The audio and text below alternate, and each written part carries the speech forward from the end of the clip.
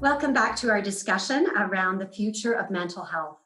I'm Carolyn Zinkin with NFP Canada, and I'm joined today with Claire Duboc of Beacon. Are there other attributes that are important for us or for employers to think through that some of their workforce now may be dealing with post-COVID, in the midst of COVID, as we ride the ups and downs that you've talked about?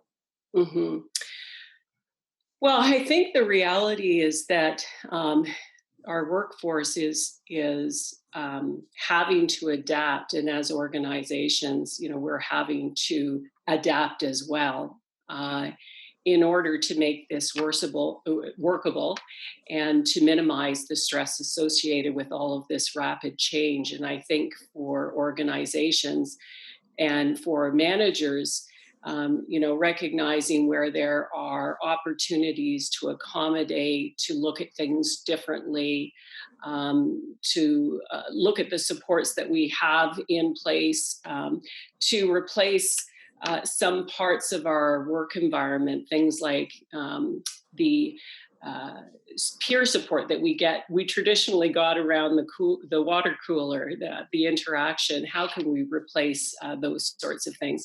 At the end of the day, it's all about resiliency. Whether we're as individuals or as organizations, we will all have to be resilient in order to get through this. And what resilience is all about, sort of the rapid recovery from very difficult situations. And so when we think about the things that contribute to us being resilient, it's really all about, calm and acceptance and positivity and finding purpose. And so I think that, whether we're individuals or whether we're organization, it's that, resilience that we will have to draw upon. We all have an innate level of resilience, but also continuing to build our level of resilience in order to get through to the other side of that. And I think with resilience, part of resilience is, and I mentioned acceptance, it's all about recognizing that, it's okay to not be okay. That's part of that acceptance of the imperfection, is part of getting through it. Even folks adjusting to the realization I'm an essential worker, I'm not an essential worker, and the profound effect that must have on someone's mental health. Mm-hmm.